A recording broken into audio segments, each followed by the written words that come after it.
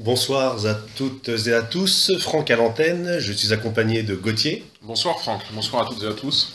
Alors, ce soir, nous allons nous consacrer à une biographie éditée aux éditions Perrin, écrite par Vincent Bernard, consacrée à Ulysses Grant, l'Étoile du Nord. Pourrais-tu nous présenter l'auteur, Gauthier, s'il te plaît, en quelques mots? Oui, bien sûr, alors, c'est un auteur qui n'est pas très connu, Vincent Bernard, qui a en fait fait plusieurs ouvrages sur une période qui est importante dans la vie du général Grant, qui est la guerre de sécession, naturellement, la Civil War américaine entre 1861 et 1865, puisque au-delà de cette biographie de Grant, qui est donc intitulée de manière emblématique L'Étoile du Nord, de Vincent Bernard, nous avons deux livres importants. Tout d'abord, une biographie assez remarquée sur celui qui était un peu le némésis de Grant, qui était le général Lee, donc l'homme fort du camp confédéré. Et puis un livre sous forme de questionnement et quelque peu d'uchronie. Le Sud pouvait-il gagner la guerre de sécession? D'ailleurs, un de nos auditeurs nous a posé cette question. Franck, on y répondra sans doute tout à l'heure.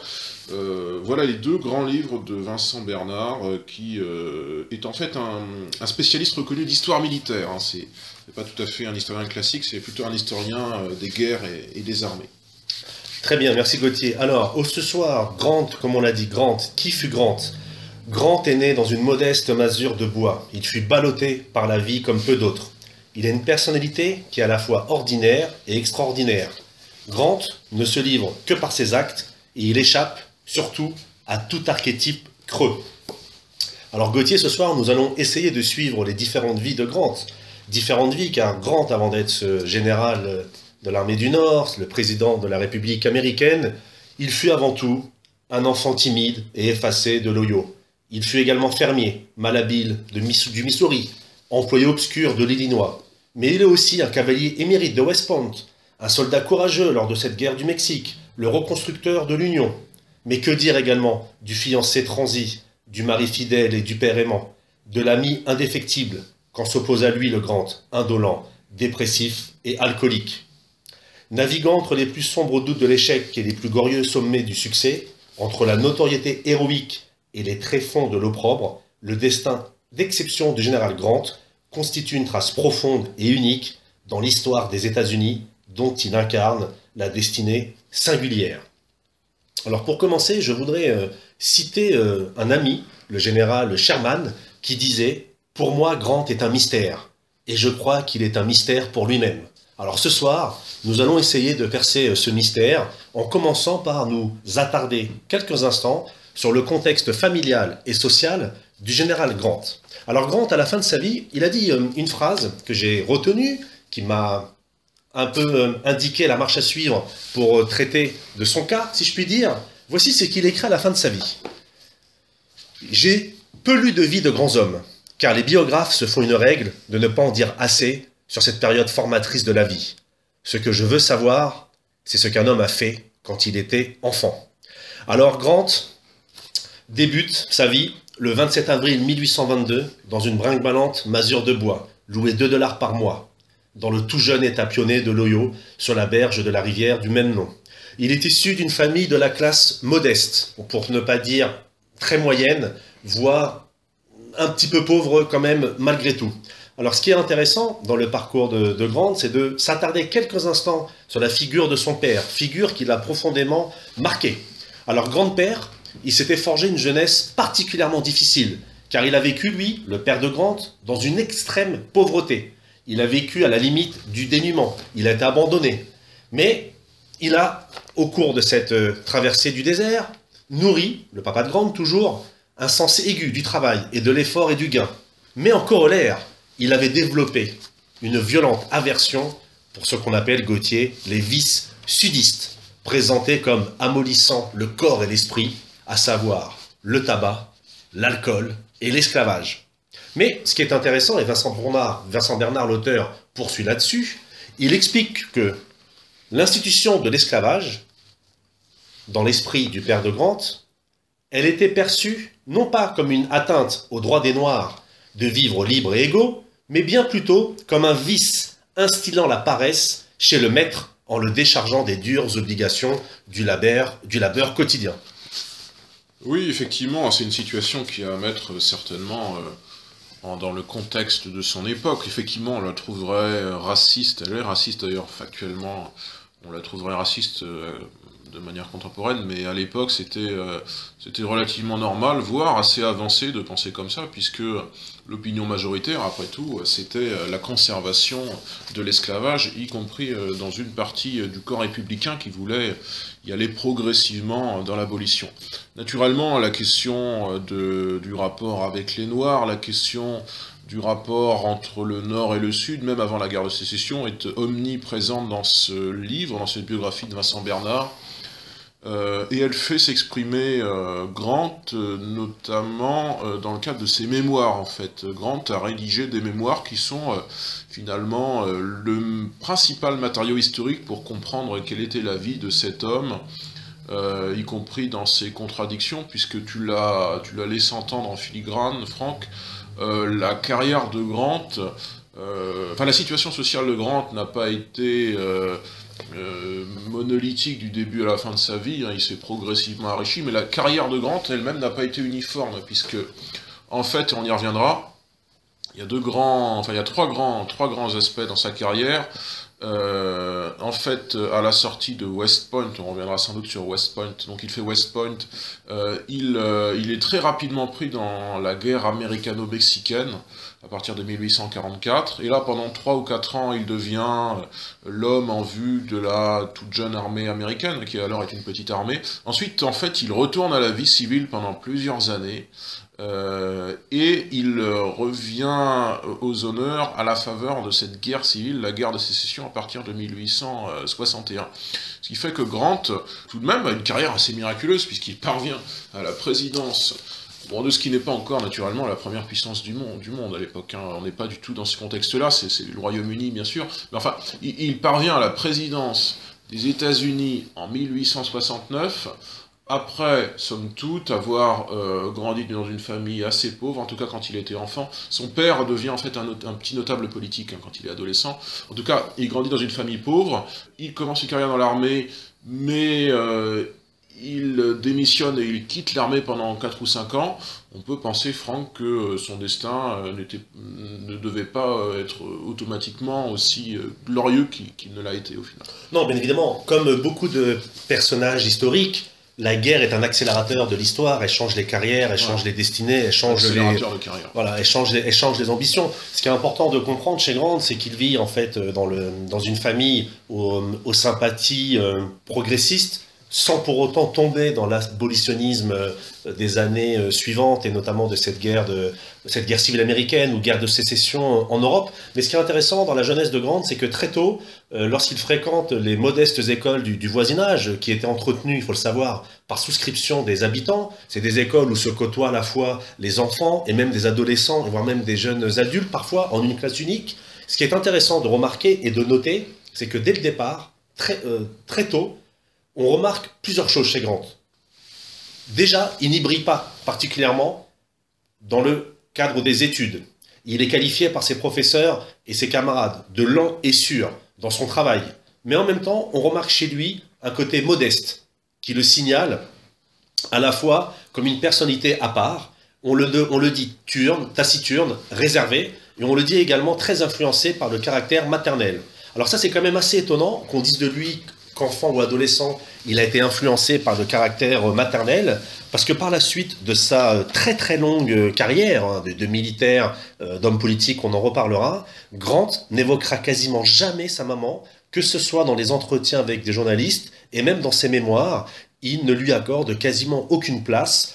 A contrario, il parle très souvent de son père, de ses frères et sœurs, mais de sa maman, quasiment jamais. Alors il y a une phrase que l'auteur signale dans la presse de l'époque. On dit de sa maman, Anna Simpson Grant, la chose suivante, ouvrez les guillemets, femme effacée et secrète de ses mots et de ses élans, que certains iront la penser jusque mentalement déficiente, et que son célèbre fils n'évoquera presque jamais dans ses mémoires. Donc il vit dans un contexte plutôt difficile, mais comme l'a dit Gauthier, son papa même si lui vient d'un milieu pauvre, il a réussi à s'élever par le travail, beaucoup de travail, au point même que certains habitants du village et de la ville où ils sont expriment une certaine jalousie à l'endroit de son papa. Donc son papa en fait va tenir différents commerces, dont une fameuse tannerie. Donc tannerie, travail plutôt difficile, travail qui est considéré à l'époque comme pas noble, et le petit Grant travaille Gauthier dans cette tannerie, mais il ne veut pas y travailler. Et un jour, on raconte cette anecdote, son père lui dit d'aller travailler à la tannerie, donc le fils ne veut vraiment pas y travailler. Parce qu'en fait, il est notamment,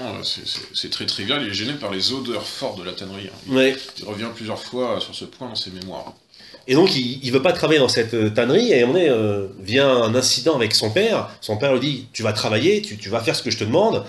Le jeune Grant le fait, il respecte la figure paternelle, mais il dit à son père, sans forcément mesurer la portée de cette phrase, ni même envisager une quelconque carrière autre que la tannerie, mais il dit cette phrase, « Je vais le faire, mais une fois que je n'aurai plus l'âge, je ne mettrai plus jamais les pieds à la tannerie. » Donc en fait, il ne veut pas de cette vie de travail, on va dire, un peu ouvrier ou mi-notable. Et en fait, ce qui va se passer, c'est qu'il veut tout simplement quitter le foyer familial, comme nombre de gens de l'époque. Malheureusement, sa famille, même si son père a pu s'élever socialement, ils ont quand même beaucoup d'enfants. Il veut faire des hautes études, mais Gauthier, il faut payer les études. Et c'est difficile, les études de mathématiques ou d'avocat. Et donc, le choix, on va dire, à la fois un peu facile et classique pour les enfants de familles pauvres ou issus de milieux modestes, c'est la carrière militaire. Et son père lui annonce un jour, je t'ai inscrit à l'académie de West Point. Voilà, c'est ça. Donc il entre à West Point au début des années 1840, en 1839, très exactement, en mars 1839. Il est accepté officiellement et il ne semble pas pressé de revêtir l'uniforme. D'abord, pendant 4 ans, il y a une sorte de période de transitoire qui est la période des cadets. En tout cas, il entre quand même dans cette école prestigieuse de West Point. Donc on dira de lui qu'il est un West Pointer, bien sûr. Tous les grands acteurs des deux guerres qui suivront, la guerre entre les États-Unis et le Texas et la guerre civile entre Sud et Nord, sont issus de West Point, en tout cas la plupart. Pour la guerre civile, les confédérés comme les unionistes, la plupart sont issus de West Point. Donc Grant ne fait pas exception. Il y a quelque chose, alors il suit une formation, il n'est pas un fils de la noblesse, donc il n'a pas de prédisposition sociale pour figurer dans un bon rang à West Point. Il ne figure dans un bon rang de sortie uniquement par ses mérites. Il a notamment des bonnes connaissances en mathématiques. Et puis il est très bon en équitation, c'est un excellent cavalier, Grant. Il fera savoir d'ailleurs dans ses mémoires qu'il dépense assez peu d'argent, il dépense assez peu sa solde, puisqu'il l'envoie à sa famille. Sa seule grosse source de dépenses, finalement, c'est l'entretien de ses chevaux. Qui le ruine même après. Qui le ruine, oui, qui pour le coup sont très onéreux.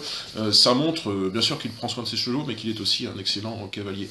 Il y a une anecdote durant ces années de West Point qui révèle le caractère un peu paradoxal de Grant, amené à devenir le chef d'une des principales puissances de l'époque, tout en restant très humble, très modeste et apparemment peu soucieux du pouvoir. C'est une anecdote relativement à l'apparat, on peut d'ailleurs la mettre en opposition avec ce qu'était en face le général Lee, puisque l'auteur rappelle concernant l'uniforme de Grant quand il était à West Point. Je cite son uniforme qu'il pensait porter fièrement comme une marque ostensible d'autorité. Le jeune Grant le prend avec dégoût, selon sa propre expression, et aura un soin singulier et tout particulier au cours de sa carrière à le réduire à sa plus simple expression. Très rarement le verra-t-on à une époque ou une autre en grande tenue, entre guillemets, et toujours alors par obligation protocolaire. Ce que veut nous dire Vincent Bernard, c'est que, à travers l'exemple de l'uniforme, Grant n'est pas intéressé par les honneurs d'apparat, il n'est pas intéressé par l'argent, il n'est pas intéressé par les femmes, il n'est pas intéressé par l'apparence, et notamment l'apparence vestimentaire, totalement à l'inverse, en tout cas pour l'aspect de l'uniforme, totalement à l'inverse d'un Robert Clee, puisque le général Grant sera toujours en uniforme partiel, il portera l'uniforme complet quand il y aura des obligations protocolaires, donc, voire en débraillé. Vous pouvez le voir sur cette couverture, sur la couverture de ce livre, hein, qu'il est en habit assez simple, avec un simple chapeau. Il ne passe pas tellement pour une figure charismatique. Inversement, la figure de Lee, elle, est impeccablement mise, elle est altière, c'est tout à fait l'inverse de Grant. De ce point de vue-là, Grant se rapproche un petit peu de Sherman, qui lui est l'incarnation du débraillé. Il y a une photo assez connue de Sherman, où on voit non seulement qu'il a une mèche sur le front, enfin qu'il n'est pas bien coiffé, et qui en plus se met la main dans... comme le faisaient un peu les hommes du 19e siècle, hein, Napoléon le faisait, qui met la main à l'intérieur de ses redingotes. Bref, tout ça pour montrer que il y a un paradoxe Grant quand même. Une figure qui n'est pas... Bon, qui s'enrichira, mais qui n'est pas quelqu'un de très charismatique, qui n'est pas quelqu'un très intéressé par les honneurs, qui veut bien sûr avoir sa progression militaire légitime parce qu'il a certains faits d'armes, mais qui n'est pas omnubilé par le pouvoir. Qui dira... Ni par l'armée, parce que ce qui est intéressant, c'est que lors de ses premiers mois de cadet, donc il va rester cadet 4 ans, 4 longues années, et ce qui est intéressant pour la petite anecdote, le petit clin d'œil de l'histoire, c'est que les cadets à West Point portent l'uniforme gris. Et les gris, lors de la guerre civile, les gris, ce seront les sudistes, les confédérés. Grant, lors de ses premiers mois à West Point, même lors de ses premières années, il y a des lettres qu'il écrit à sa fiancée, on va en reparler, où il dit, mais passer 2 jours sous la tente la nuit, c'est vraiment trop difficile. Donc en fait, c'est comme tu le dis, Gauthier, c'est quelque chose de paradoxal. C'est-à-dire que c'est quelqu'un qui va faire carrière dans l'armée, qui va gravir tous les échelons, mais fondamentalement, il n'a pas cette âme de militaire, ni cette appétence pour l'art de la guerre au sens large et noble et complexe du terme. Oui, et puis même l'appétence pour le pouvoir en général, puisque on le verra au sommet de sa carrière lors de l'élection présidentielle de 1869, il n'a pas vraiment ni la volonté d'être élu, ni la certitude d'être élu, puisque lorsqu'il obtient le résultat de son élection, que dit-il à sa femme Julia Dent? Il lui dit « je crains d'être élu ». On voit qu'il n'a pas vraiment envie d'être élu. D'ailleurs, en fait, Grant est élu... Alors, il est élu certes par le suffrage indirect et le vote populaire, et il est élu par les deux, mais via le vote populaire, il aurait pu avoir beaucoup plus de voix qu'il n'aurait dû normalement. Il a fait à peu près 4,5 millions de voix contre 3 millions pour son adversaire démocrate, alors que son adversaire démocrate aurait dû faire beaucoup moins de voix, parce que naturellement, et le livre le rappelle d'ailleurs, ce qui est intéressant, le Sud était assimilé au Parti démocrate à l'époque. Donc, la défaite militaire des États confédérés en 1865 aurait dû faire que le candidat démocrate ait fait beaucoup moins de voix. S'il a fait autant de voix et Grant aussi peu, on peut se dire que c'est parce que pour l'électorat populaire, la figure de Grant n'était pas assez charismatique, n'était pas assez connue du grand public, malgré ses hauts faits militaires francs durant la guerre civile. Sur lesquels nous reviendrons. Alors, au cours de ces 4 années de formation militaire, de cadet de West Point, avec cet uniforme gris. Donc il rencontre une jeune femme, hein, dont tu en as parlé rapidement, Gauthier. Cette femme, il va lui faire une cour assidue pendant plus de 3 ans. Il ne va pas la voir pendant de longues périodes. Ils vont s'écrire des lettres.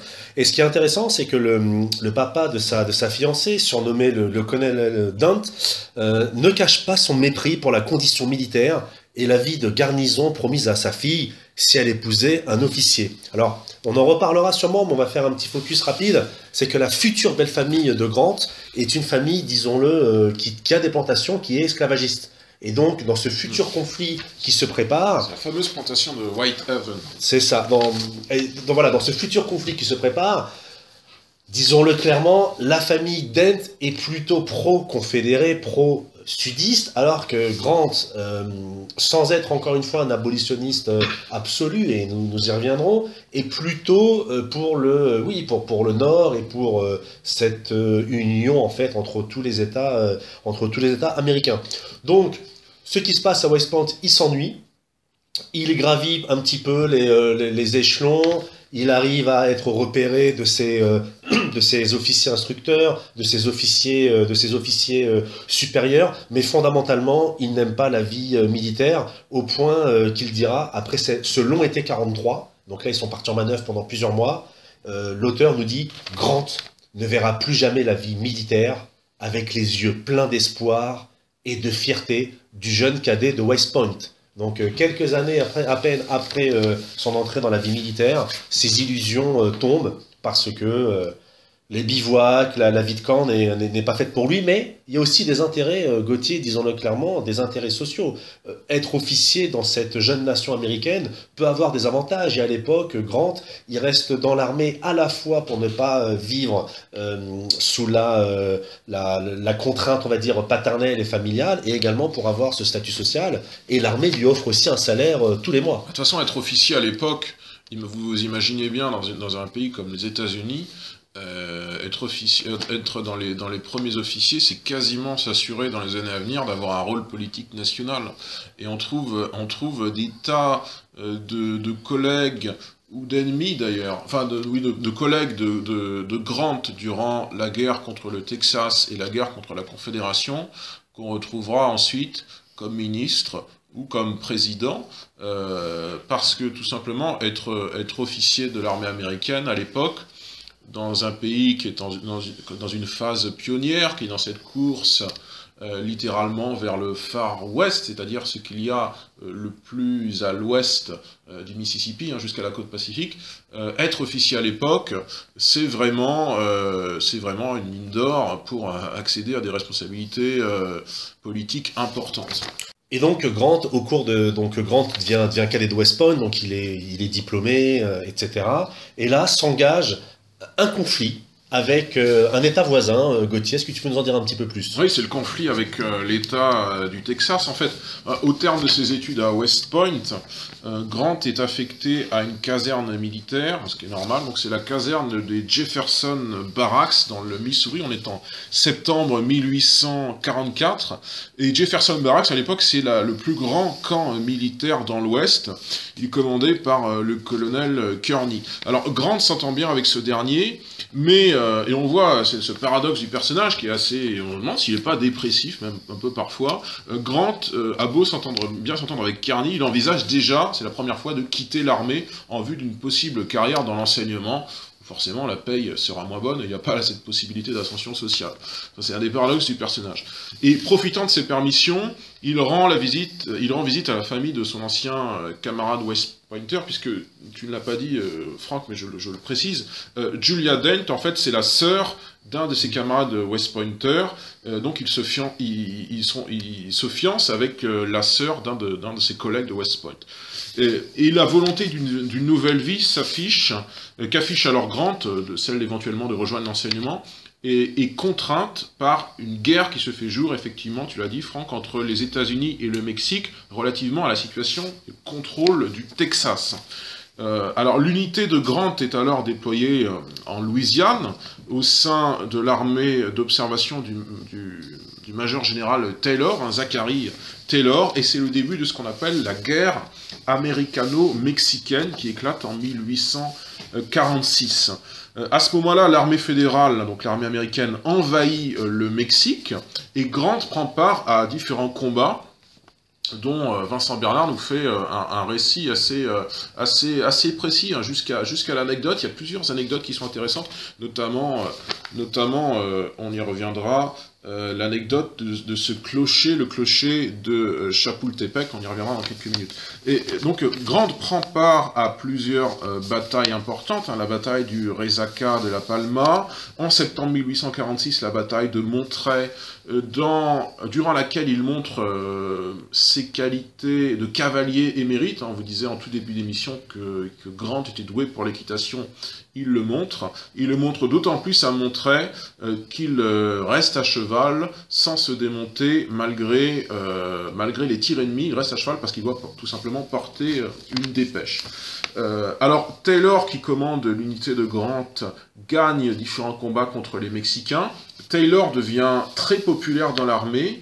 Ce qui fait que le président des États-Unis, James Polk, est inquiet de la popularité de Taylor et choisit un peu arbitrairement de diviser l'armée. Donc il y a deux armées et il affecte certaines unités, dont celle de Grant, à une seconde armée qui est commandée par le major général Scott. Et l'armée de Scott débarque à Veracruz au printemps 1847. Le but de ce débarquement, Franck, c'est d'avancer et de percer la capitale, Mexico. Oui, alors cette bataille va durer plusieurs jours. En fait, ce ne sont pas des batailles comme à l'époque. Alors parfois il y a des batailles comme à l'époque napoléonienne, parce qu'il faut savoir que les soldats de ces années 1840 à 1880 vont beaucoup se baser sur les batailles napoléoniennes pour leur stratégie, pour leur tactique. Et donc c'est une bataille qui dure plusieurs jours. Bataille remportée assez facilement, parce que plus l'armée américaine avançait, plus les défenseurs étaient en difficulté. On peut noter également déjà que lors de cette campagne du Mexique, un des traits de caractère militaire, un des traits militaires de Grant est le suivant, celui qui va être remarqué, noté, affiché, assumé par Grant, et celui, Gauthier, d'une volonté farouche. Quelle que soit la difficulté, quelle que soit l'opposition, quels que soient les manquements, lorsque Grant a une idée en tête d'un point de vue militaire, il est prêt à tout pour mener à bien cette idée, quitte à se mettre l'état-major supérieur à dos, quitte à se mettre ses subordonnés à dos, quitte à se mettre même ses soldats à dos, mais lorsqu'il a une idée en tête, il y va à fond. Donc cette guerre, elle finit par être, on peut dire, remportée, gagnée devant la faiblesse à un moment donné de la... C'est littéralement ce qu'il a en face, une armée mexicaine. De la faiblesse de l'armée. Mais ce qui est intéressant, c'est deux citations de Grant que je voudrais vous produire, qui montrent deux choses. La lucidité de Grant sur le conflit et déjà ce sentiment de justice et cette vision qu'il a, on va pas dire charitable, mais disons, on va dire une notion de justice pour l'instant. J'en dirai plus dans un deuxième temps. Voici ce que dit Grant. Il dit, je vais citer deux phrases. Voici la première. La rébellion du Sud fut l'avatar de la guerre avec le Mexique.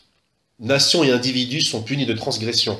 Nous reçut notre châtiment sous la forme de la plus sanguinaire et coûteuse guerre des temps modernes.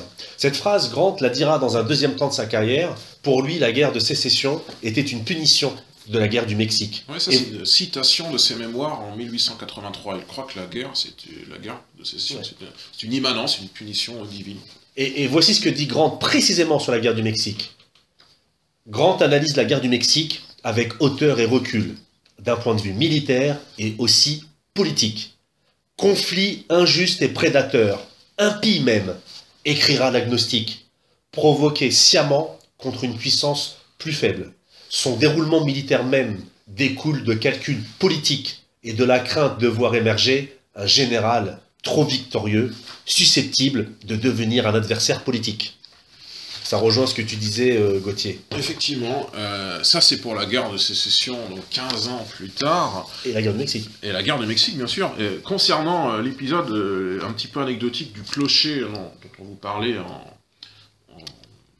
qu'on commençait à déflorer, pour raconter cette anecdote, c'est le fameux épisode de Chapultepec, qui est un des mythes fondateurs de l'héroïsme militaire et de la pensée tactique de Grant.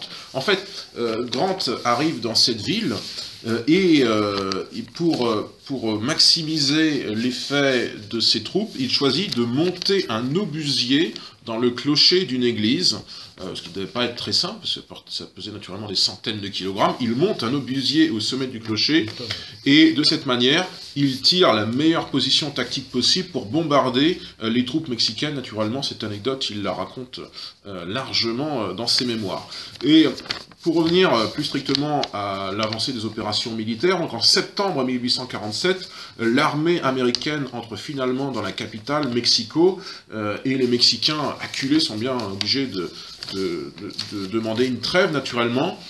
Dans les mémoires de Grant, qui reviennent souvent dans le récit, Grant écrit avec le recul avoir beaucoup appris du commandement des hommes par l'observation de ses supérieurs, rétrospectivement, il s'identifie un petit peu au style de Taylor, vous savez, ce militaire qui faisait un petit peu peur au président Polk, si bien que Polk ne l'avait pas écarté, ne l'avait pas démis, mais il avait divisé l'armée américaine en deux. Les mémoires de Grant donnent également à voir son opinion intime sur le conflit qui oppose son pays au Mexique, hein, tu l'as dit, Frank, une guerre qu'il juge donc injuste. Également, Grant met en avant que finalement les gains territoriaux de cette guerre permettent objectivement l'extension de l'esclavage plus à l'ouest. On n'est pas du tout sur des motifs de guerre qui seraient philanthropiques pour la défense des droits de l'homme. Il écrit donc en 1883 dans ses mémoires ce que tu as dit en substance, hein, qu'il considère cette guerre comme l'une des plus injustes jamais menées par une nation puissante contre une nation faible. Il y a aussi la notion là-dedans de conflit asymétrique avant l'heure.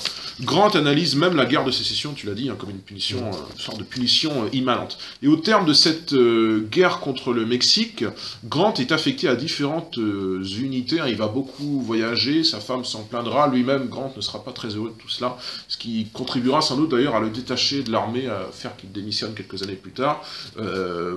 Il va à Détroit, il va à Sackett Harbor dans l'état de New York, et au printemps, c'est une anecdote, mais au printemps 1852, il part pour la capitale fédérale, Washington DC, où il sollicite le Congrès pour que celui-ci annule un décret exigeant qu'il rembourse 1000 $, on peut se dire 1000 $, c'est pas beaucoup, mais c'était une somme pour l'époque, 1000 $ d'équipement perdu, pour lequel pourtant il ne porte aucune responsabilité particulière. Il y a 2-3 fois dans le livre, ça m'a pas paru très intéressant, mais l'auteur y revient à chaque fois, des histoires comme ça de vol d'équipement, et on accuse un petit peu facilement Grant, et Grant s'en défend.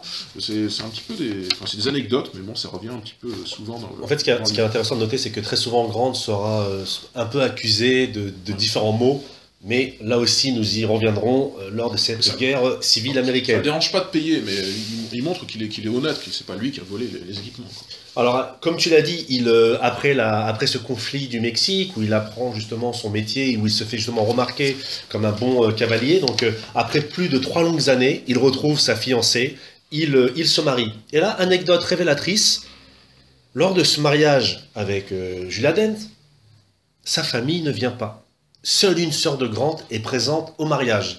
Et ce qui est étonnant, paradoxal, curieux, voire même, disons-le clairement, mensonger, ses parents évoquent le manque de temps et de préparation pour justifier leur absence. En réalité, les parents de Grant ne veulent pas sympathiser avec une belle famille de planteurs et donc d'esclavagistes. Donc comme tu l'as dit, Grant va de garnison en garnison.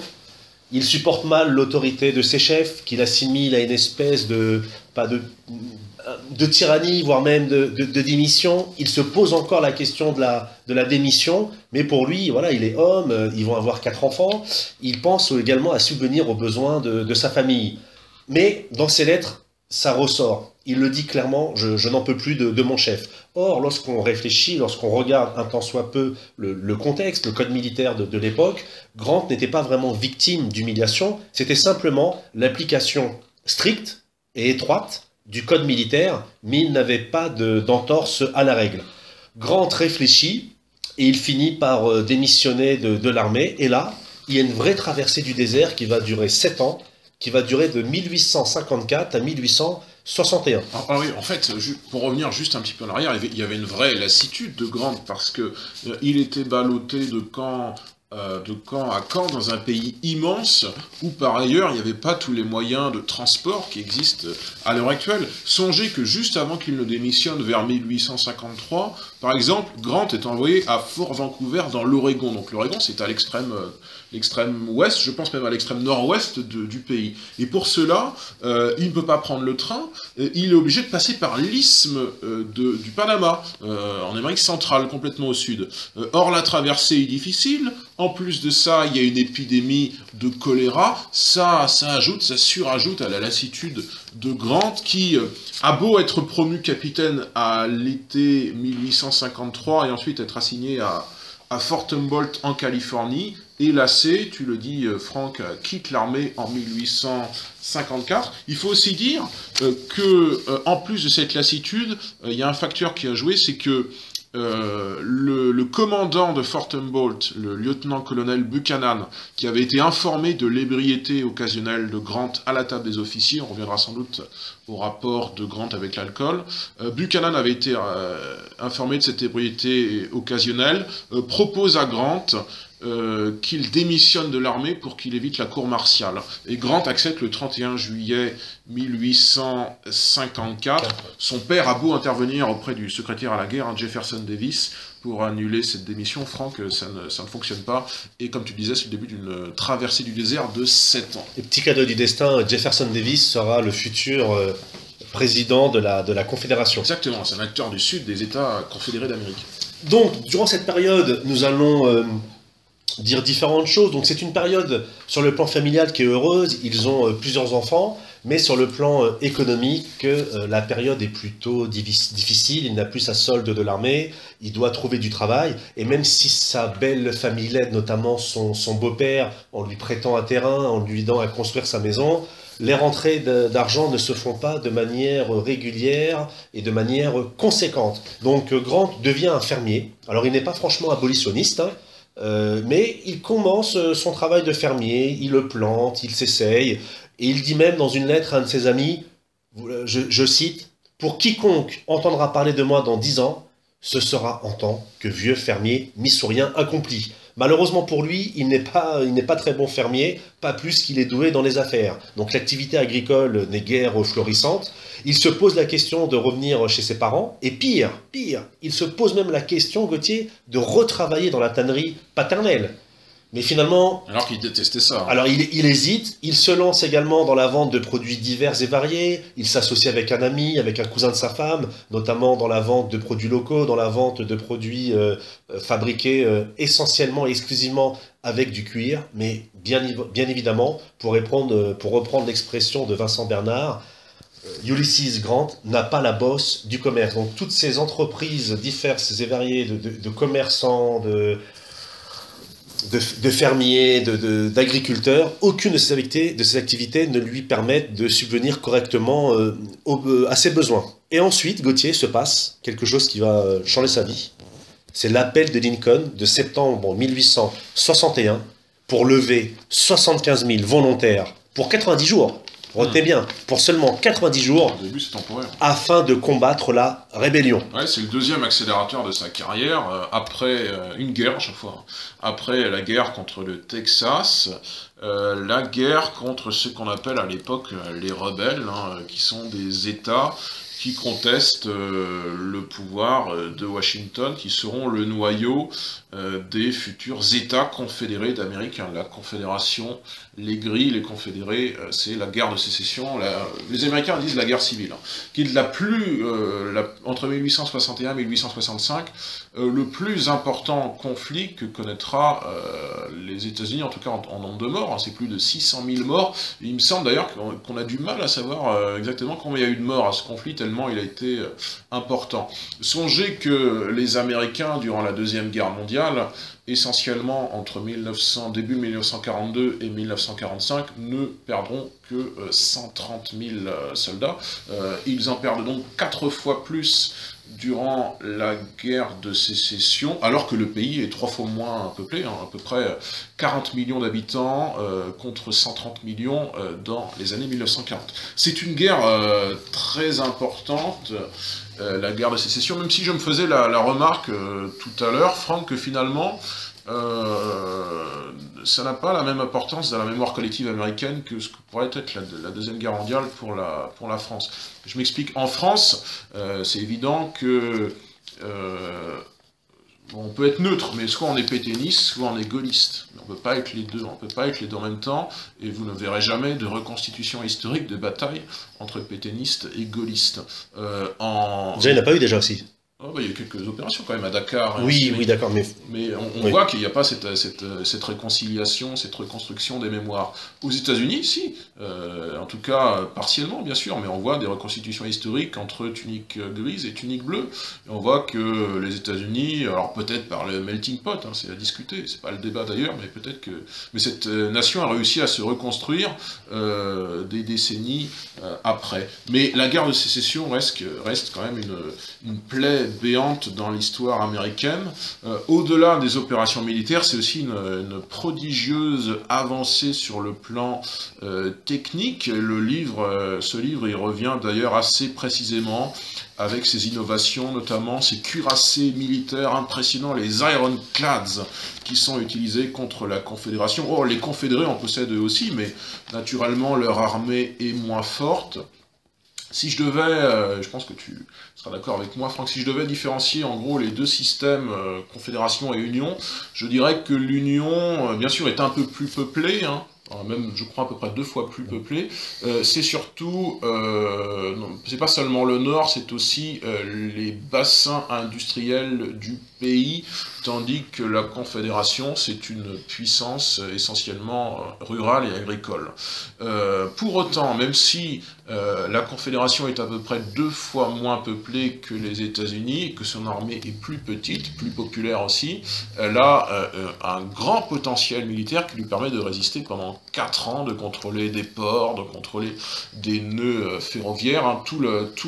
L'objectif des forces de Sherman et de Grant, ce sera à chaque fois de casser les nœuds ferroviaires, de bombarder les ports, parce que c'est ensuite parvenir à disloquer les axes de communication sudistes. On voit que les sudistes ont une maîtrise du terrain pendant 4 ans quand même, même s'ils n'ont aucun soutien de la diplomatie internationale. Non, mais même on peut préciser aussi autre chose qui est quand même important, un révélateur dans la typographie, dans ce côté social des soldats, typologie, pardon, c'est le fait que les soldats du Nord, principalement, sont des urbains. Alors que les soldats du Sud sont plutôt on va pas dire des paysans, mais des gens qui vivent à la campagne, qui vivent près de la nature. Et dans les premiers temps de la guerre, on remarque que l'efficacité au tir est très importante. Et très importante, oui, chez les soldats confédérés, pour la simple et bonne raison que quasiment tous les hommes du Sud possédaient un fusil pour chasser. Donc, ce sont eux les pionniers, finalement. Donc au-delà de ces différences militaires, donc avec ce côté industriel, comme tu l'as dit Gauthier, ce côté plus rural et agricole, le soldat confédéré, on va dire en valeur absolue, est plutôt un meilleur soldat que le soldat du Nord, mais ce qui fait pencher la balance, en tout cas, qui va faire pencher la balance après 4 ans de conflit, c'est vraiment ce côté, cette puissance industrielle, et également le remplacement numérique des soldats tombés au front. Et quand je vous disais que cette guerre entre 1861 et 1865 se faisait dans des conditions totalement dissymétriques en termes de soutien international, je ne bluffais pas. En fait, la Confédération, les États confédérés d'Amérique ne sont soutenus que par une seule puissance. C'est vraiment une puissance marginale. C'est le duché de Saxe-Cobourg-Gotha qui reconnaît effectivement officiellement les États confédérés. Mais enfin, qu'est-ce que c'est Saxe-Cobourg-Gotha? C'est un des 300 ou 350 États de cette Allemagne en constitution. Cet ancien empire romain germanique. Cet empire romain germanique. Qui n'existe plus depuis 1806. Il y a le cas un peu particulier de la France de Napoléon III, qui fait un pas en avant et un pas en arrière, parce que c'est l'époque en même temps, vous le savez, on vous en avait parlé d'ailleurs lors de cette émission sur Louis et Napoléon Bonaparte en décembre, c'est l'époque, vous savez, de cette expédition au Mexique, durant laquelle, compte tenu des ordres intérieurs aux États-Unis, Napoléon III estime le moment venu de se constituer une arrière-cour en Amérique centrale, un empire latin et francophile au Mexique, avec la figure de Maximilien Ier du Mexique. Vous savez que cette histoire tourne court, mais il y avait peut-être la potentialité pour Napoléon III de soutenir plus officiellement les États confédérés d'Amérique en se disant ça minera complètement et définitivement l'influence américaine, ça me permettra de constituer cet empire francophile au Mexique. Il a beau avoir montré des marques de sympathie, Napoléon III n'est pas allé trop en avant dans un soutien diplomatique, voire militaire, Franck, et finalement la Confédération, très rapidement, à partir de 1863-64, est isolée. Oui, puis il faut rappeler aussi qu'également en 1863, il va bientôt y avoir Sadowa en Europe, donc on est aussi dans un contexte de tension en Europe, donc envoyer une longue expédition militaire, c'était peut-être un peu compliqué dans le contexte de l'Europe à l'époque, en sachant qu'il y avait la montée de la Prusse. Alors pour en revenir à la guerre de sécession, mon cher Gauthier, donc on peut dire que Grant commence la guerre dans le Missouri, et il se forge l'image d'un officier correct, qui fait son travail, qui est plutôt bon soldat, plutôt proche de la troupe, qui n'est pas dans ce côté dandy que certains officiers nordistes et sudistes auront. Et ce qui est intéressant, c'est que des deux côtés, aussi bien chez les nordistes que chez les sudistes, les deux camps, paradoxalement, Gauthier, un peu comme en 1914, prévoient une guerre courte. Les deux camps estiment, dans le nord, on parle de 90 jours, dans le sud, on parle de la guerre sera finie en 3 mois. Il y a cette citation, une citation invraisemblable de Grant, que je vais vous rapporter, on passe 87, citation du 6 mai 1861, que dit Grant? Ma propre opinion est qu'il coulera beaucoup moins de sang qu'on ne l'anticipe généralement. Il n'a pas compris que la guerre durera en fait 4 ans. Alors, ce qui est également remarquable, voire même très particulier, paradoxal, de 1861 à 1863, dans les premiers temps de cette guerre, les observateurs et même les acteurs parlent d'une guerre un peu mondaine. On parle même de guerre de dentelle. Il y aura plusieurs articles dans les journaux de l'époque qui parleront, Gauthier, d'une guerre de gentleman. Oui, parce qu'il y a aussi ces fameux banquets, on voit Grant être familier avec d'anciens West Pointers qui sont dans le camp confédéré. Parfois, les généraux convient la foule et même parfois les journalistes, et il y a des espèces parfois de tribunes qui sont montées et il y a des affrontements. Donc dans un premier temps, cette guerre passe pour une guerre de gentleman, guerre de dentelle, comme je l'ai dit, mais très rapidement, cette guerre se transforme de par le nombre de soldats qui combattent et également, comme tu l'as dit tout à l'heure, l'évolution technique des fusils, des canons. Et très rapidement, au sujet de cette guerre, on parle de rivières et même de fleuves de sang. Alors sur la guerre de sécession, plusieurs choses à dire. Le premier engagement dans lequel Grant se fait remarquer, Gauthier, c'est la bataille de Shiloh du 6 et 7 avril 1862. Avant, il y a Fort Donelson, quand même, qui est une victoire de Grant. Oui, bien sûr, mais vraiment le conflit vraiment qui le marque et qui le fait connaître à la fois du grand public et de ses adversaires, et même de l'état-major et même du président, c'est ce conflit. Alors, pour faire simple, les armées nordistes, bien évidemment, essayent de surprendre les armées sudistes. Il y a un fleuve, Grant passe le fleuve, il veut faire preuve, une fois n'est pas coutume, non pas de témérité, mais il veut faire preuve de vitesse, il veut être plutôt dans une posture offensive, donc il va essayer de surprendre les armées sudistes. Malheureusement, c'est lui, pour son camp, malheureusement, bien évidemment, malheureusement pour lui, c'est les sudistes qui le surprennent.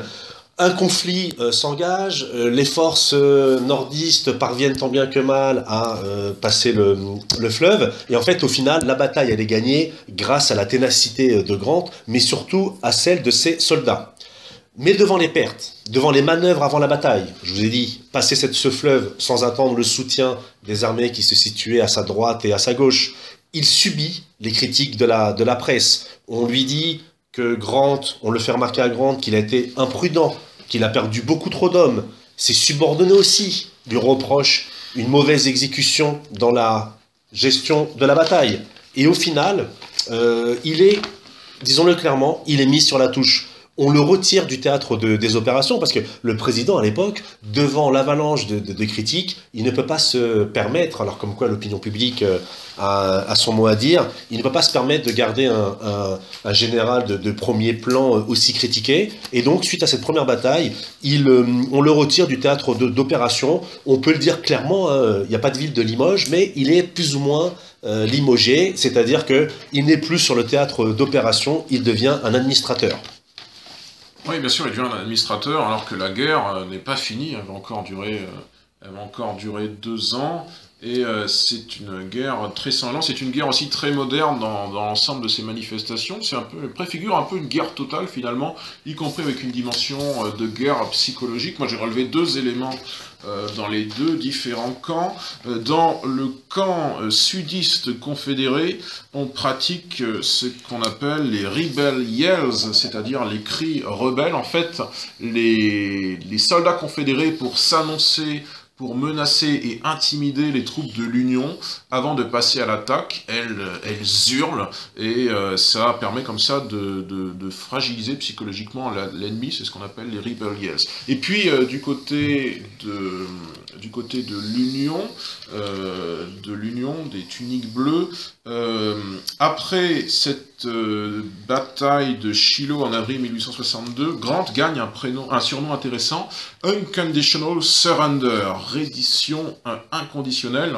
Il acquiert le surnom et la réputation d'homme qui ne capitule jamais, et ce surnom lui permet de montrer eh bien qu'il n'est pas prêt à se laisser démonter. Pour revenir quelques instants sur cette bataille importante que tu citais, Franck, Shiloh, en avril 1862, pour vous montrer à quel point c'était une terrible bataille. Grant la surnommera dans son mémoire le nid de frelons, parce que c'est une bataille qui se passe plus ou moins dans une forêt, les balles ricochent sur le bois, sur les branches, etc. Il y a aussi des pluies diluviennes, bref, les conditions sont désastreuses. Et côté Confédération, le général qui commande l'armée confédérée meurt, et il est remplacé, c'est intéressant, par un général au nom français, Beauregard. Ça vous montre que cette nation américaine venait d'un peu partout, hein. Les habitants des États-Unis venaient d'Allemagne, venaient des Pays-Bas, venaient d'Angleterre, venaient aussi de France, et parmi ces Français, il y a des hommes qui ont donné des militaires dans les deux camps, y compris la Confédération. Oui, ce Beauregard, on l'appelait le Little Napoléon, donc le petit Napoléon, donc d'ascendance française. Alors au cours de ce conflit, comme tu as dit, cette bataille de Shiloh le marque, et c'est à partir de ce moment-là, comme tu dis, qu'il a cette réputation, mais ça va aussi changer sa psychologie, parce que lui, Grant, comme beaucoup de soldats nordistes à l'époque, pensait la chose suivante: Gauthier, 2-3 batailles, 2-3 victoires, et le Sud aurait été vaincu, et la guerre n'aurait pas duré trop longtemps. Or, cette bataille de Shiloh lui fait réaliser que la Confédération ne pourra être vaincue que par la destruction complète de ses armées. Donc, la guerre de sécession se déroule avec son cortège de malheurs, de morts. Mais pour Grant, il y a plusieurs victoires, mais il y en a 2 autres qui sont plutôt marquantes. Il y a la victoire de Vicksburg et de Chattanooga. Et donc, ces 2 victoires, elles consacrent son côté tenace et l'efficacité de ses manœuvres, au prix toujours d'énormes pertes. Donc en fait, à partir de 1863, il y a un tournant dans la guerre. C'est qu'à partir de 1863, l'état-major nordiste et les plus brillants de l'état-major sudiste savent que le Sud ne peut plus gagner la guerre. Il pourra obtenir au mieux une paix pas trop désastreuse, donc disons-le clairement, un match nul, mais aujourd'hui le Sud perd complètement l'initiative à partir de 1863. Donc ce qui est intéressant aussi de remarquer, c'est que dans le camp nordiste, il y a beaucoup de divisions. D'ailleurs, le Sud doit déplacer sa capitale à un moment, ça vous montre quand même qu'il est en mauvaise posture. Oui, bien évidemment. Donc à partir de 1863, donc voilà, les sudistes ne peuvent plus gagner la guerre, hein, mais c'est aussi le tournant un peu personnel dans la carrière de Grant. C'est qu'à partir de 1863, il reçoit la plus haute distinction de l'armée américaine, qui est la médaille d'or, et il devient également un général de l'Union. Mais tout cela ne s'est pas fait sans sacrifice, sans coup bas. Le supérieur de Grant était jaloux de lui. Différents officiers écrivent à Lincoln pour le calomnier, et à un moment donné, Lincoln il dit: mais je ne peux pas me passer de cet homme-là, parce que Grant, en dépit d'un alcoolisme réel ou supposé, on l'a même accusé d'être indolent, d'être un petit peu fainéant, c'est un des rares soldats de première importance dans le camp nordiste qui arrive à infliger des pertes aux sudistes. Oui, cet alcoolisme, vraiment, il collera à la peau de Grant, ce qui fait que Grant est connu et un petit peu déprécié pour cela dans la culture populaire. Pour vous donner vraiment un exemple de culture populaire pure, Grant est par exemple connu dans un dessin animé comme Animaniacs. Animaniacs est une série d'animation au début des années 90, et dans un de ces épisodes, Animaniacs fait une sorte de rétrospective de tous les présidents des États-Unis. Il présente tous les présidents depuis George Washington au XVIIIe siècle, fin du XVIIIe siècle. Qu'est-ce qui se passe quand il présente le mandat présidentiel de Ulysses Grant entre 1869 et 1877?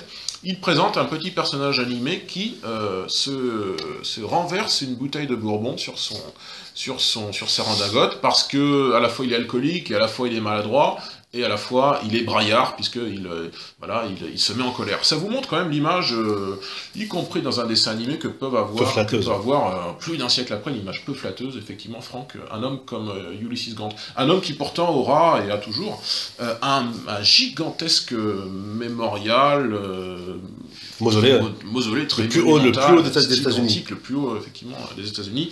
Après son mandat, où on dit qu'il a été bon général mais mauvais président. On en reparlera. Les années 1800, on en reparlera. Alors ce qui est intéressant, c'est qu'à partir du moment où Grant devient le chef de l'Union, la stratégie va un peu changer, pour la simple bonne raison qu'en face d'eux, ils ont cette figure du Sud, cette figure de proue, tu en as parlé Gauthier tout à l'heure, qui va vraiment incarner le Sud dans le contexte, et également pour les années à venir, même jusqu'à aujourd'hui, c'est le général Lee. Et Grant comprend bien que face au général Lee, il n'y a pas grand-chose à faire. Donc Grant, pas par orgueil, mais par volonté tactique pour en finir au plus vite, va essayer d'affronter Lee directement, mais à chaque fois, Lee, en dépit de moyens humains et techniques beaucoup plus faibles, va toujours réussir à soit ne pas tomber dans les pièges de Grant, soit lui infliger des défaites. Et donc Grant va complètement changer de tactique.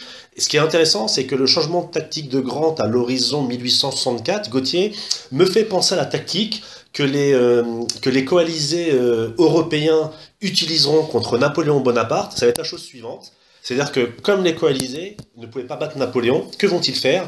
Ils vont toujours essayer d'isoler Napoléon sur un théâtre d'opération et ensuite battre successivement tous les autres généraux.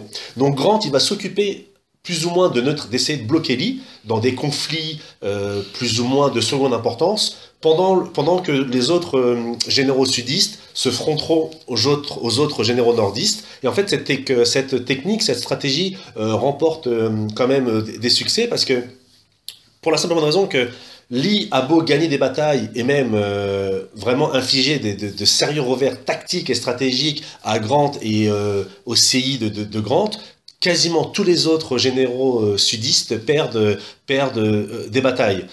Finalement, Grant se retrouve seul pour affronter Lee durant une série de sanglantes batailles qu'on va appeler l'Overland Campaign. Alors, concrètement, qu'est-ce que c'est cette Overland Campaign? C'est une série de batailles plutôt sanglantes dans laquelle Grant dispose de moyens conséquents, notamment ce train qui permet justement, cette voie ferrée qui permet encore et encore d'amener des troupes. Ouais, c'est les débuts du cheval de fer. L'utilisation militaire du réseau ferroviaire. Grant, bien que subissant de terribles pertes et de multiples défaites tactiques au cours de cette campagne, elle est considérée comme une certaine victoire stratégique de l'Union, parce que finalement, Lee, étant donné que sur ses flancs, ses généraux n'arrêtent pas de perdre, il est obligé de s'enfermer dans la ville de Pétersbourg et de subir un siège. Grant avait mis en place une stratégie consistant à battre successivement les généraux sudistes tout en isolant Lee. Cette stratégie va fonctionner, va avoir du succès pour la simple et bonne raison que les sudistes vont être brisés à la fois moralement, économiquement, parce qu'ils ne pourront plus tenir le choc face à cette armée nordiste. Mais la victoire de Grant se fait à un prix élevé, un prix très très cher. Comme on l'a dit, ce sont des victoires à la Pyrrhus, c'est-à-dire on gagne, mais à quel prix? Lee aurait pu continuer la guerre, un peu une guerre d'escarmouche, un peu une guerre de retraite, mais Lee ne voulait pas faire couler le sang dans des manœuvres inutiles, parce qu'il savait que la guerre était perdue. Lee aurait pu encore opposer une résistance en échappant aux armées de Grant, mais cette guerre elle aurait été prolongée de quelques mois. Mais prolonger la guerre de quelques mois, c'est continuer à provoquer des morts. Et donc, une petite citation de Mary Todd Lincoln, si vous ne l'avez pas entendue, elle disait la chose suivante au sujet des victoires de Grant. Elle a dit la chose, mais vraiment qui va marquer Grant tout au long de sa carrière, c'est cette citation de Boucher. Grant est un boucher, indigne d'être à la tête de notre armée. Il s'arrange généralement pour revendiquer la victoire. Mais quelle victoire? Il perd 2 hommes, alors que l'ennemi un seul. Il ne sait pas diriger, n'a aucun respect pour la vie. Si la guerre devait durer 4 ans de plus, et qu'il reste au pouvoir, il dépeuplerait le Nord. Je pourrais tout aussi bien conduire une armée moi-même. Mary Todd Lincoln. Alors attention, il faut mettre ce témoignage en perspective avec 2 éléments. La première, c'est qu'elle avait une aversion personnelle pour Grant, le courant entre les deux ne passait pas. Mais surtout, chose curieuse, Mary Todd Lincoln, la femme du président Lincoln, l'abolitionniste, il faut savoir que cette femme avait des frères, et ses frères étaient engagés dans la Confédération. Donc les sudistes perdent la guerre, le général Lee se rend, il y a la victoire d'Appomattox, c'est là où il signe la reddition. En avril 1865. C'est ça, voilà, avril 1865, le 9 avril. Et 5 jours après cette victoire d'Appomattox, Gautier, Lincoln, est mortellement blessé par un sympathisant confédéré du nom de John W. Booth. Effectivement, oui, c'est la mort de Lincoln, qui est un des grands événements de l'histoire contemporaine américaine, et qui fait que même si c'est la fin de la guerre de sécession, on voit que ce n'est pas tout à fait, le contexte n'est pas tout à fait celui d'une pacification, et aux années de guerre civile entre Nord et Sud succédera plusieurs années de reconstruction, avec tout un processus pour réintégrer politiquement et économiquement les États de l'ancienne Confédération à l'Union. Ça durera à peu près jusqu'aux années 1870. Concernant l'aspect politique, il y a les fameux Reconstruction Acts qui permettent aux Noirs américains d'être mieux intégrés, d'être intégrés à une citoyenneté pleine et entière.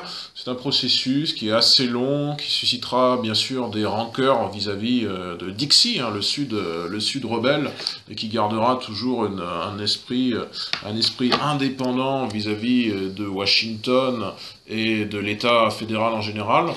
Bien sûr, il y a des séquelles qui sont restées de cette période, mais Franck, c'est une période un petit peu charnière. Souvent, quand on voit des westerns, type western spaghetti, d'ailleurs, ça se passe souvent cette période en réalité, c'est pas tout à fait la guerre de sécession, c'est les années 1870 où on voit qu'il y a encore ces rancœurs entre le Nord et le Sud, et où le pays est non seulement dans un état pionnier, mais dans un état de reconstruction, de reprise sur lui-même, finalement. Oui, alors, bien évidemment, la reconstruction témoigne des paradoxes d'une Amérique à la fois réunie et déchirée.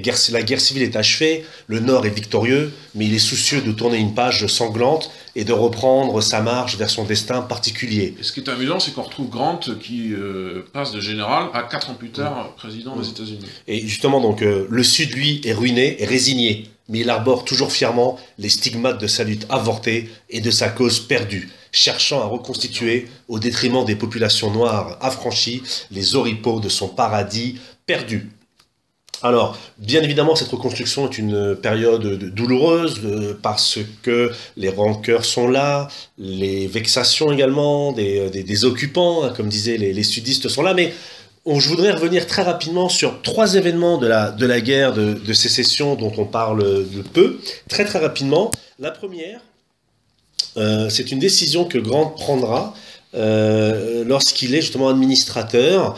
Il édite un décret qui n'aura pas de conséquences pour la suite de sa carrière. C'est un décret du 17 décembre 1862, donc il signe une directive qui est considérée comme inattendue, voire malheureuse par le biographe, qui est la suivante. Les Juifs en tant que classe, violant toutes les règles de commerce édictées par le département du Trésor et par les ordres du département du Tennessee, sont dorénavant expulsés du dit département, soit l'expulsion systématique des Juifs de l'ensemble de territoire sous son administration. Ouais, c'est ce qui contribue un peu à la légende noire de Grant, comme quoi il serait antisémite, même si c'est plus complexe que ça. C'est beaucoup plus complexe que ça. Alors bien évidemment, il devait sûrement y avoir certains trafiquants d'or et de profiteurs de guerre qui étaient juifs, mais en tout cas, ce qui est intéressant, c'est que tout de suite, il y a une levée de bouclier, et on écrit à Lincoln, et donc Grant va mettre une vingtaine de jours pour retirer cette directive qualifiée, je cite, d'antisémite, mais lui répondra tout simplement, et là c'est aussi ambigu, il dira mais moi j'ai simplement obéi aux ordres de Washington.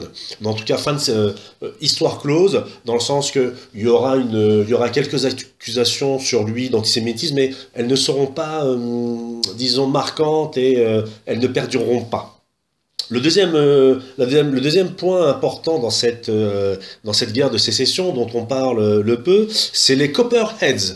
Gauthier. Les Copperheads, ce sont ces sécessionnistes du Nord. Alors, aussi curieux que ça puisse paraître, lors de la guerre de sécession, lors de la guerre civile, les sécessionnistes ne se trouvent pas qu'au sud, il y en a aussi au nord. Et Grant, dans l'année 1862-1863, lorsqu'il est administrateur, il se plaint donc au gouvernement central, fédéral, si je puis dire, enfin fédéral du Nord, hein. N'oublions pas la nature de la Constitution américaine, du fait que de nombreux habitants du Nord, Gauthier, soutiennent les déserteurs. Et ça empêche justement les manœuvres au front, parce que 10 soldats qui partent et qui ne reviennent pas, ou 10 soldats... donc il y a le cas numéro 1, les soldats désertent, mais il y a le cas numéro 2 qui est très fréquent et on n'en parle pas, en tout cas trop peu. Ce sont ces soldats qui sont blessés, qui rentrent dans leur famille pour être justement soignés, ou dans les hôpitaux militaires, et ensuite, une fois la guérison atteinte, la convalescence terminée, doivent revenir au combat, ils ne reviennent pas. Et donc les Copperheads vont également être une pression, vont être une espèce de caillou dans la chaussure du Nord, parce qu'ils voudront justement cette sécession du Nord, pour des raisons non pas qu'ils sont pro-esclavagistes, mais tout simplement pour des raisons de liberté. Ça fait partie des deux grands faits un peu marginaux dont on ne parle pas s'agissant de la guerre de sécession. Bon, il y a un fait dont on parle tout le temps, c'est que il y a eu par exemple des Français qui se sont engagés plutôt dans l'armée de l'Union, même s'il y en a eu aussi dans la Confédération. Il y a deux faits généralement dont on ne parle pas. Premièrement, il y a eu des soutiens à la cause de la Confédération au Nord, dans les États du Nord. Il y avait des sudistes qui étaient membres des États du Nord, et puis il y avait aussi inversement dans l'armée du Sud, bien qu'elle était anti-abolitionniste, il y avait des hommes qui étaient des Noirs, qui combattaient pour les États du Sud. Il y avait ces deux paradoxes qui font que la guerre de sécession, même au XXIe siècle, est globalement peut-être pas mal comprise, mais elle est comprise encore de manière très manichéenne aujourd'hui. On surestime sans doute l'élément abolitionnisme, anti-abolitionnisme, on sous-estime les motifs économiques et politiques de cette guerre, et c'est une guerre qui n'est pas très bien comprise, en tout cas qui n'est pas très bien comprise en Europe. Sans doute que l'historiographie américaine, Franck, est plus précise. Elle est plus précise, beaucoup plus objective, et le troisième élément, donc après l'expulsion des Juifs, les Copperheads dont je parlais, la troisième chose, ce sont les draft riots ou les draft week, à savoir émeutes de la conscription ou la semaine de la conscription.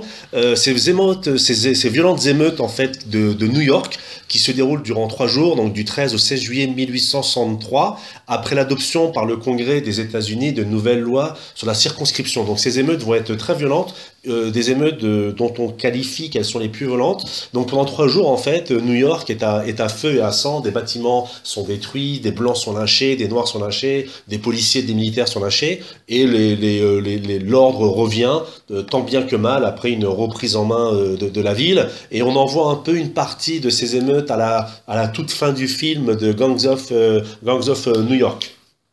Donc, la guerre a fini par être remportée, donc on l'a dit, signature de la capitulation à Potomac, général Lee rend les armes, Grant tout de suite est pro-union, dans le sens qu'il veut rapidement la réintégration à la fois des États sécessionnistes dans l'Union, mais également la réintégration des officiers et des soldats du rang dans l'armée, dans la future armée américaine.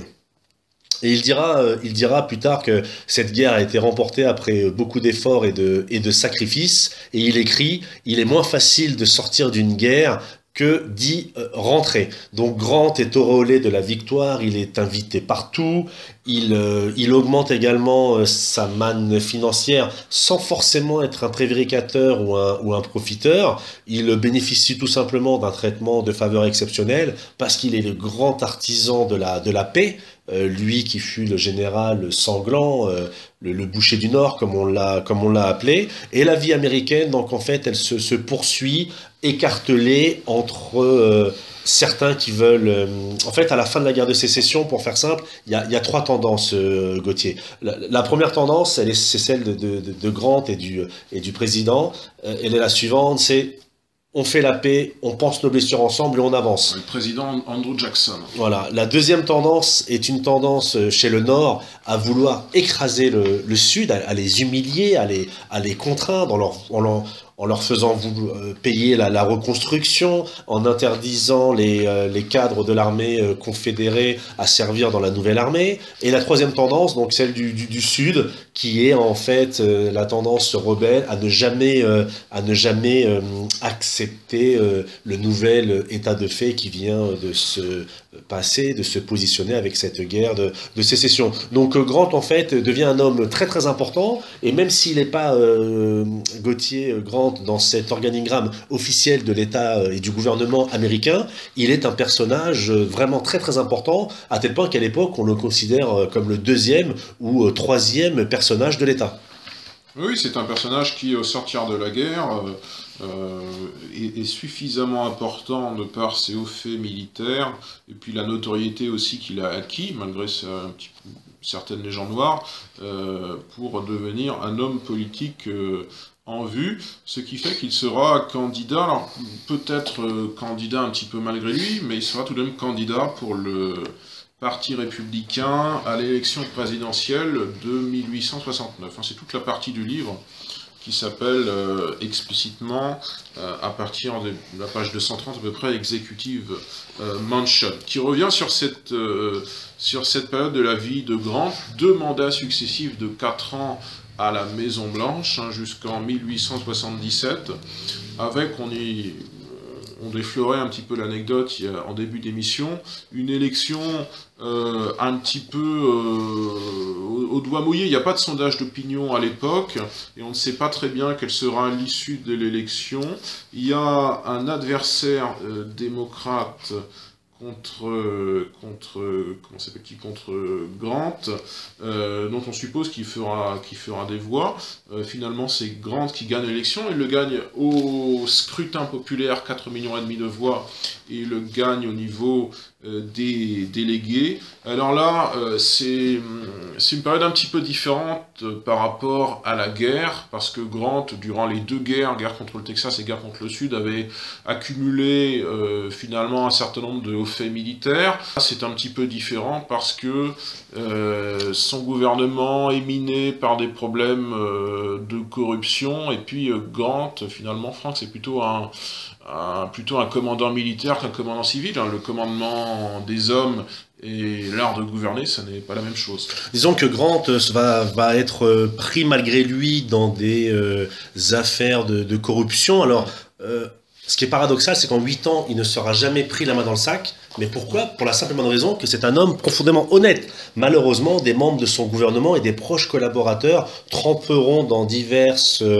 affaires d'escroquerie, de magouille, de pots de vin, de corruption, pour la simple et bonne raison qu'un État qui grandit à l'ouest et un État dans lequel il faut reconstruire un sud complètement détruit, là, effectivement, cet état de fait favorise de manière assez phénoménale tous les actes, on va dire, illégaux et illicites. Grant va se faire connaître en tant que président par une politique d'intégration de la nation sudiste, disons-le clairement. Il va également se faire connaître par également une intégration des populations indiennes, mais ces 2 mandats vont être vraiment marqués par les affaires financières et également même des difficultés économiques avec différentes banques qui vont être marquées par des scandales, des banques qui vont fermer. Donc Grant va vraiment être considéré comme je l'ai dit tout à l'heure, un bon général, vous voyez, pas très bon. Grant est toujours victime un peu de l'opprobre, d'un sentiment de ne pas être reconnu à son juste titre, et de ce mauvais président. Ça va être un président plutôt... j'aime pas dire cela, parce que c'est pas forcément être... c'est difficile à dire, mais il va passer pour un président plutôt passif, en attente des événements. Oui, alors tout de même si c'est pas la meilleure période de la vie de Grant, il y a quelques belles réalisations de politique intérieure, parce que fortuitement, la fin du second mandat de Grant, par exemple, correspond à l'année du centenaire, c'est-à-dire le premier siècle de la déclaration d'indépendance américaine en juillet 1876. Et durant cette année du centenaire, les États-Unis magnifient leur puissance, notamment par l'organisation d'une exposition universelle à Philadelphie, qui est l'une des plus importantes villes du pays. Je pense d'ailleurs que c'était la ville la plus peuplée du pays à l'époque, que ce n'était pas New York. En tout cas, c'était un bassin industriel. Il y a une exposition universelle durant laquelle Grant a l'occasion de faire un discours d'inauguration qui est assez généreux, qui permet de mettre en avant les bénéfices politiques de la reconstruction. Je vais citer un petit extrait de ce discours pour que vous en preniez la mesure. Grant dit « Il y a 100 ans, notre pays, donc en 1776, notre pays était neuf et seulement partiellement habité. Bien que fiers de ce que nous avons fait depuis, nous regrettons de n'avoir pas fait plus. Nos réussites ont été assez grandes néanmoins pour que notre peuple puisse se reconnaître un mérite supérieur où qu'il se trouve. J'espère qu'un examen attentif de ce qui est exposé ici ne vous inspirera pas seulement un profond respect pour l'habileté et le goût de nos amis des autres nations, mais également vous satisfera en voyant ce qui a été réalisé par notre propre peuple au cours des 100 années écoulées. Je déclare l'exposition internationale ouverte. » Exaltation des autres peuples de la Terre, mais aussi exaltation de l'esprit pionnier américain. Et finalement, dans ce discours assez bref, Grant ne s'attarde pas sur les années difficiles de la guerre civile. Il considère finalement, Franck, que l'ancienne Confédération et l'Union victorieuse ne forment plus qu'un seul peuple, le peuple américain. Justement, il dit « La guerre est terminée, les rebelles sont à nouveau nos compatriotes, et la meilleure manière de se réjouir après la victoire sera de s'abstenir de toute démonstration. » Pour passer sur la fin de vie de Grant, disons plusieurs choses très rapidement. Donc Grant demande à l'élection, qui sont plutôt ternes, en dépit d'une belle réussite dont a parlé Gauthier, cette exposition universelle, marquée par des scandales dont ses proches collaborateurs sont victimes. Grant voyage, fait le tour du monde, ça lui coûte beaucoup d'argent, ça dure 2 ans, au point que lorsqu'il rentre aux États-Unis d'Amérique, il n'est pas ruiné, mais il est un peu sur la paille, disons-le clairement. Ses amis lui achètent une maison, il se lance dans différentes affaires, notamment une affaire de banque avec son enfant, avec un de ses fils. Cette affaire de banque tournera mal parce que là, son fils disons-le clairement, est un escroc, est un corrupteur. Donc Grant ignore tout. Là, en tout cas, l'enquête a dit que Grant, père, ignorait tout des agissements de son fils. Et pour gagner sa vie, il va commencer à vouloir écrire ses mémoires. Les fameuses mémoires, en 1883. Et il faut savoir que lorsqu'il commence ses mémoires, Gauthier, il atteint d'un cancer de la gorge. Donc il arrive quand même à rédiger ses mémoires. Et il finit par mourir, non pas d'une belle mort, mais disons-le, d'une mort par la maladie. Oui, il meurt en 1885 à 63 ans, ce qui est quand même un âge avancé pour l'époque, et il laisse une image un petit peu pas univoque, voilà. Encore une fois, bon général, mauvais président. C'est un petit peu l'image de Grant qui, à sa mort, a plutôt un bon a priori de l'historiographie, qui étrangement, à partir des années 1920-1930, son image va décliner, et elle va de nouveau être réhabilitée à la fin du XXe siècle. Ce qui est intéressant de noter, c'est le nombre de personnes qui vont assister à ces obsèques, également au changement de cercueil, du cercueil provisoire, pour lui rendre hommage jusqu'à son mausolée. On estime qu'il y a des centaines de milliers de personnes, donc c'est un chiffre considérable pour l'époque. Et pour rebondir sur ce que tu disais concernant ce jugement de l'histoire qui va être plutôt négatif au fil des années, les défenseurs de Grant diront « Nos adversaires ont mieux écrit et beaucoup plus écrit que nous », sous-entendu d'un point de vue historique. Donc Grant, personnage controversé, donc il faut pas le réduire à cet officier indolent ou alcoolique, ni à ce président finalement un peu absent des débats. Grant est une figure éminemment complexe qui a à un moment donné totalement personnifié l'histoire de son pays. Disons, pour reprendre le sous-titre du livre, l'étoile du Nord, que ça n'a pas toujours été une étoile avec une brillance égale. Parfois, ça a été une étoile un petit peu pâle, et puis parfois, en fonction de hauts faits militaires, et puis sans doute un petit peu de hasard et des propres qualités de Grant, notamment en tant que cavalier, eh bien, Grant a pu tirer comme ça son épingle du jeu. Alors, cette émission touche à sa fin, mais par partie un peu habituelle et rituelle, si je peux dire. Il y a eu des réactions sur le chat. Gauthier, donc une réaction d'une auditrice qui nous dit... Alors celle-là, je pense qu'il y a eu est... des questions, ça nous fait plaisir d'ailleurs, plusieurs jours à l'avance, donc que vous êtes intéressés par le sujet de l'émission. Alors les questions qu'il y a eu ce soir en direct, donc celle-là je te l'adresse, c'est plutôt une remarque. On a l'impression que Grant subissait sa vie.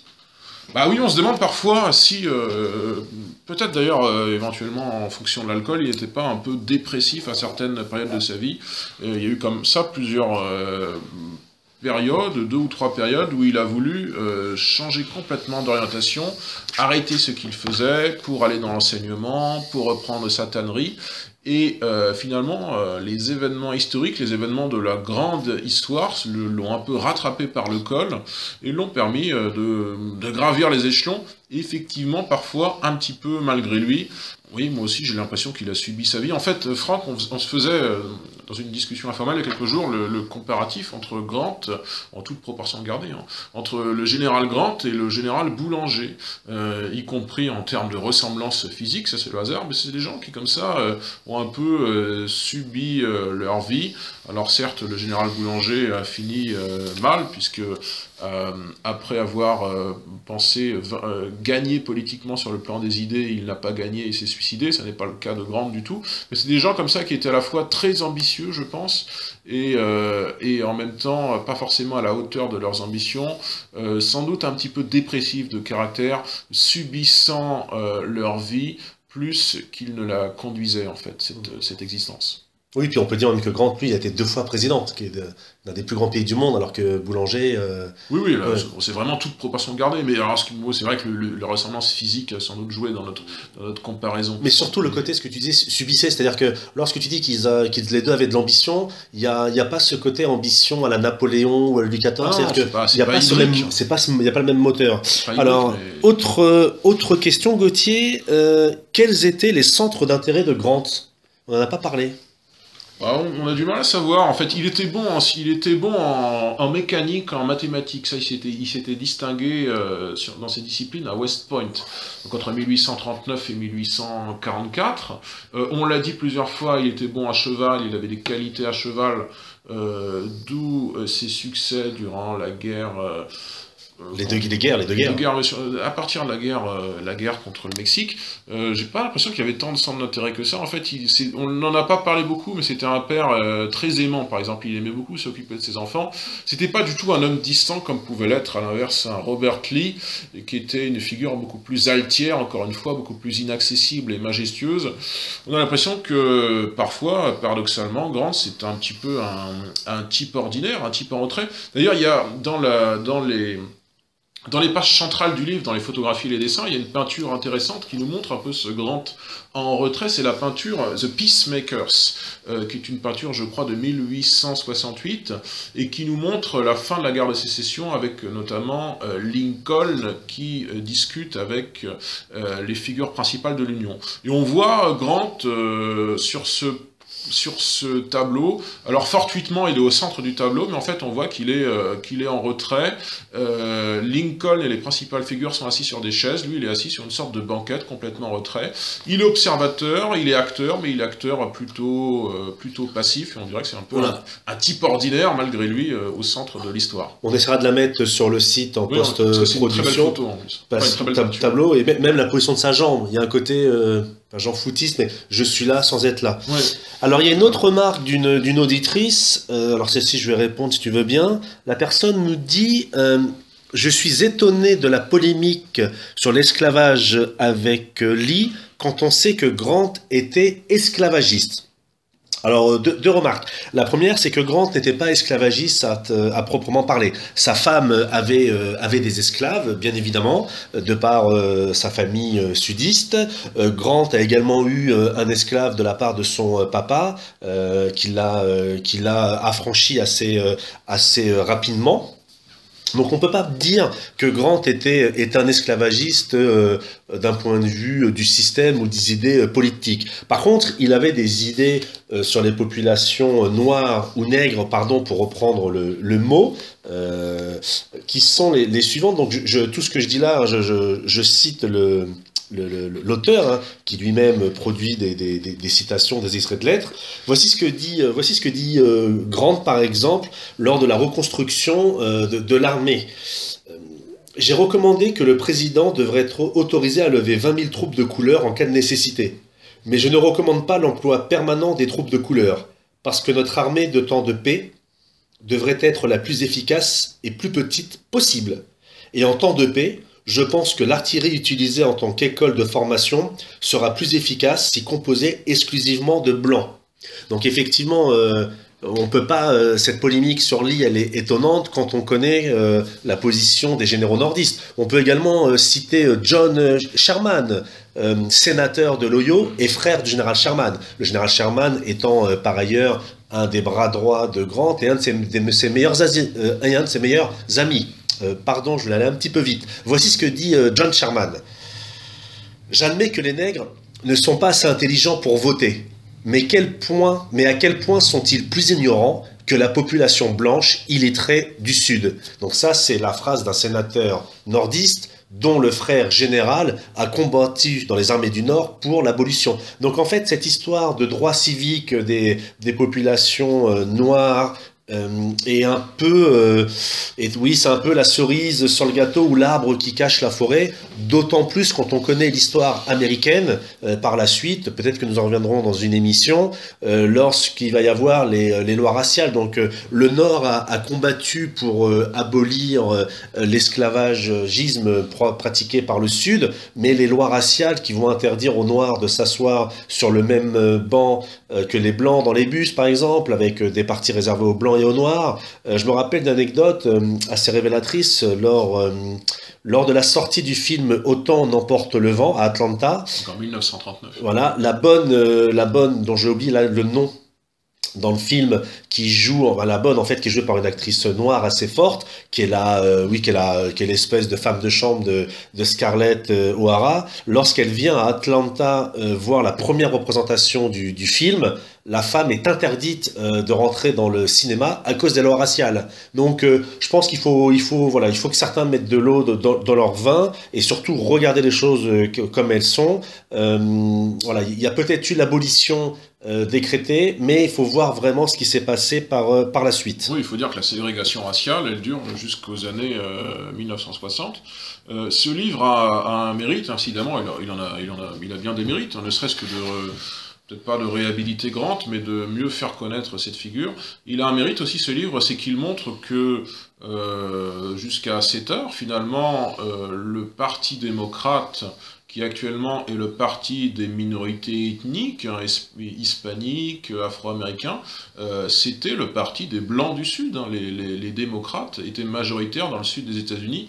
On voit qu'il y a un complet retournement politique comme ça, je ne suis pas spécialiste de l'histoire américaine, mais il me semble que le retournement date des années 1950-1960, période à partir de laquelle les démocrates ont commencé à s'intéresser à de nouveaux électorats catégoriels, dont les minorités ethniques en croissance démographique. Mais avant, le Sud démocrate était blanc et pas du tout abolitionniste.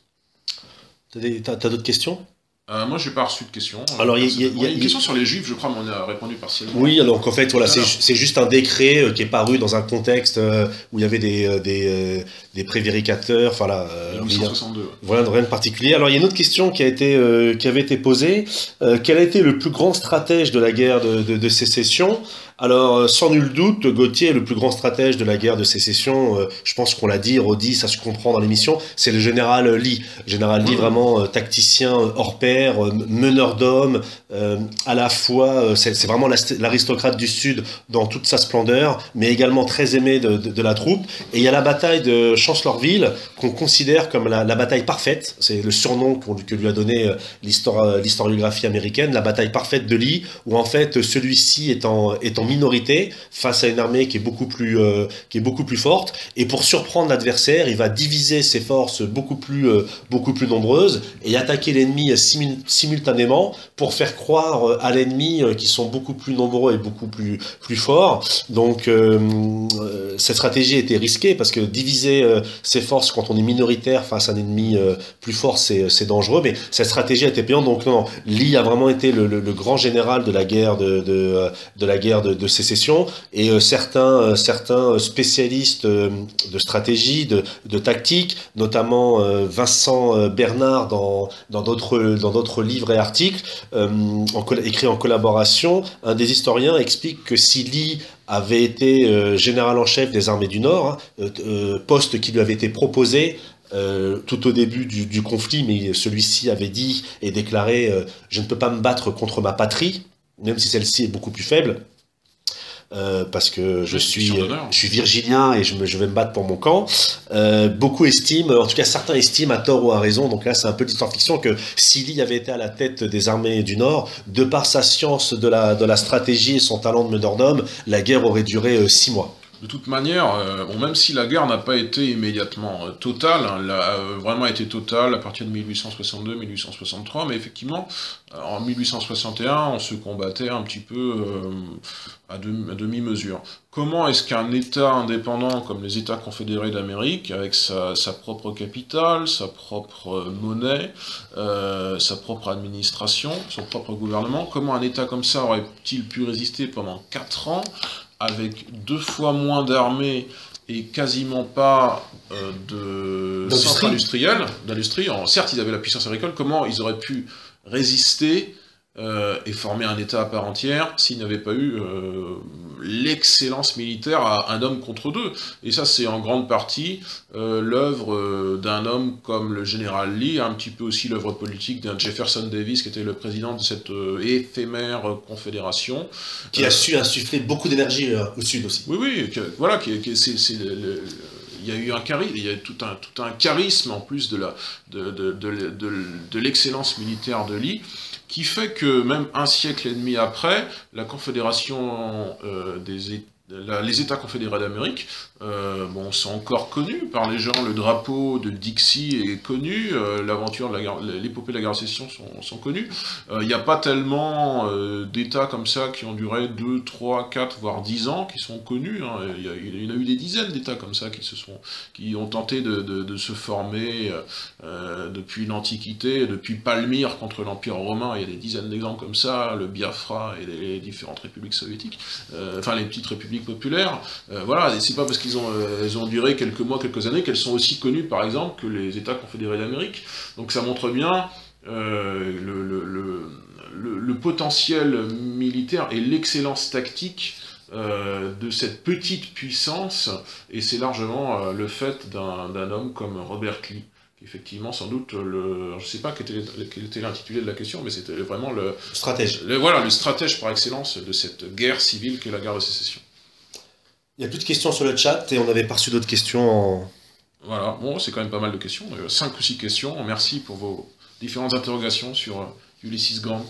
Oui, on pourrait préciser également, ça me revient, par rapport aux passions de Grant, donc les chevaux, on l'a dit, ses enfants, mais une autre passion également qui lui a valu sa maladie, c'est qu'il avait une véritable passion pour les cigares. Voilà, ouais. Pour ses centres d'intérêt. On lui offrait des cigares d'ailleurs, qu'il en donnait, et puis après il les a consommés. Eh bien écoutez, merci à tous d'avoir écouté cette émission sur le livre de Vincent Bernard sur Ulysses S. Grant aux éditions Perrin. Donc Gauthier, peux-tu nous parler de notre prochaine émission ? Oui, alors notre prochaine émission, c'est une émission date clé qui sera diffusée le 6 février prochain, mardi 6 février. Pourquoi le 6 février ?